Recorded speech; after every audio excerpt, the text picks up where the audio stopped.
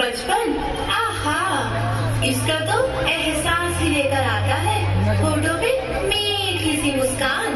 देखो देखो, ये बच्चे, इनकी दुनिया है कितनी चुलबुली, नटखट शरारतें इनमें भरी। खुद जैसी कार्टून करते पसंद, बिंदास हंसे जैसे पिकाचू, शिनचैन,